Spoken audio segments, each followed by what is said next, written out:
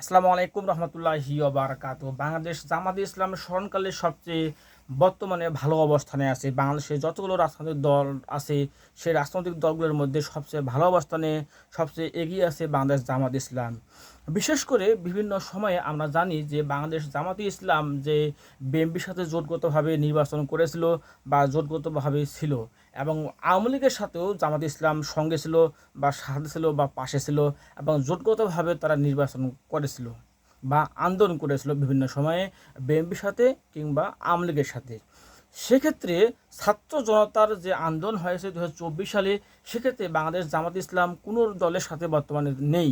এককভাবে জামাত ইসলামের যে বৈশিষ্ট্য, জামাত ইসলামের যে আশা আকাঙ্ক্ষা নিয়ে তারা দেশের মানুষের কাছে যারা পৌঁছতে পারছে একেবারে স্বাধীনভাবে, সেই দলটির মধ্যে কোনো উচ্ছৃঙ্খলতা নেই, একেবারে শৃঙ্খলতা।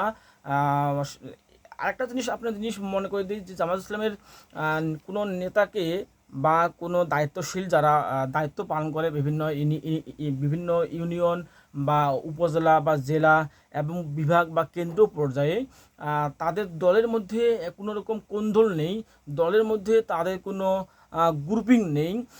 যে বা যারাই যোগ্য হবে তাকে যোগ্য স্থানে তারা দিয়ে দেয়, আপনি দিয়ে দেয়। যদি কোনো ব্যক্তি বা কোনো বর্গ যদি ব্যক্তিগতভাবে বা পরিবারতান্ত্রিকভাবে যদি কোনো সেই রাজনৈতিক দলের হয়, অর্থাৎ সে জামাত ইসলাম করে বা শিবির করে, তাকে সেই দলের ভালো পদ লাগবে বা এই পদ ছাড়া সে দলের মধ্যে সক্রিয় হবে না।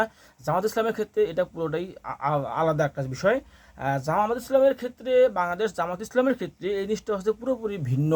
কেননা যোগ্য ব্যক্তি, যে যোগ্যতা তার আছে, তাকে সেই যোগ্যতা অনুযায়ী তাকে সেই দলের সেই জায়গায় রাখা হয়।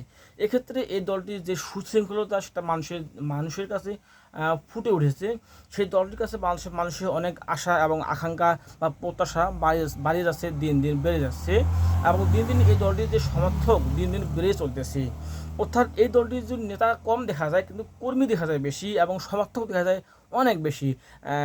যার কারণে আপনারা অন্য অন্য দলগুলো দেখবেন যে কর্মীর চাইতে, সমর্থকের চাইতে তাদের দলের নেতাদের পরিমাণ বেশি বা নেতাদের সংখ্যা বেশি। যার কারণে অনেক সময় আমরা লক্ষ্য করেছি যে অনেক রাজনৈতিক দলে আছে যাদের রাজনৈতিক মঞ্চ যে আছে, সেই মঞ্চ থেকে তারা ভেঙে পড়ে যায়, বা সমাবেশ স্থলের যে মঞ্চ থাকে সেই মঞ্চ থেকে তারা ভেঙে পড়েছে। এই থেকে প্রমাণিত হয় যে বাংলাদেশের জামাত ইসলামের যে নেতা কম কিন্তু কর্মী বেশি, সমর্থক বেশি।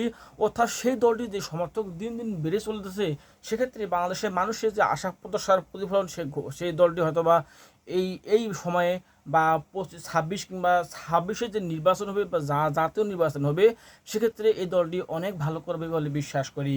এবং এই জামাত ইসলামের যে দলটি আছে, যে সুশৃঙ্খল যে আছে, কোনো রকম চাঁদাবাজির কোনো অভিযোগ নেই, টেন্ডারবাজির কোনো অভিযোগ নেই, গাছ কাটা থেকে শুরু করে বিভিন্ন দুর্নীতির তেমনটা কোনো খোঁজখবর পাওয়া যায় না এই দলটি কোনো নেতাকর্মীর কাছ থেকেই। সেক্ষেত্রে একটা প্রমাণ দেওয়া যেতে পারে যে বিগত সময়ে বাংলাদেশ জামাত ইসলামের দুজন মন্ত্রী ছিল। বিশেষ করে 1-11 সরকার বারবার চেষ্টা করেছিল, খুঁটিনাটি বিশ্লেষণ করেছিল, তারা ব্যাখ্যা করেছিল, খুব খোঁজার চেষ্টা করেছিল দুদকের মাধ্যমে, বিভিন্ন মাধ্যমে, যে এই দুজন মন্ত্রী এমপি বা যারা ছিল তাদের মধ্যে কোনো দুর্নীতির কোনো অভিযোগ পাওয়া যায় কিনা, সেটা খোঁজার চেষ্টা করেছিল, কিন্তু তারা ব্যর্থ হয়েছিল। বারবার তারা ফিরে এসেছিল। অর্থাৎ তাদের যে দুজন মন্ত্রী ছিল, সেই মন্ত্রী দুজনের কোনো রকম এক বিন্দু পরিমাণ দুর্নীতির অভিযোগ তারা পায়নি। এক্ষেত্রে প্রমাণিত হয় এই দলটি যদি সামনে যদি কোনো নির্বাচন আসে বা এককভাবে বা জোটগতভাবে, বিশেষ করে চরমোনাই বা এনসিপি অথবা মনে করেন গণ অধিকার পরিষদ বা হেফাজতে ইসলাম এবং যে ইসলামী আন্দোলন যে আছে, এই দলগুলোর সাথে যদি ঐক্যবদ্ধভাবে নির্বাচন করে, সামনে দেখা যাবে এই দলটি অনেক ভালো করবে বলে বিশ্বাস করি। এই দলটি এগিয়ে যাক এবং জনগণের যে আশা প্রত্যাশা, বাংলাদেশের মানুষের যে আশা প্রত্যাশা অনুযায়ী ভালো কিছু করুক, সেই আশা প্রত্যাশা রেখে শেষ করছি। আসসালামু আলাইকুম রহমতুল্লাহি ওয়া বারাকাতুহু। প্রত্যেকে ভালো থাকবেন।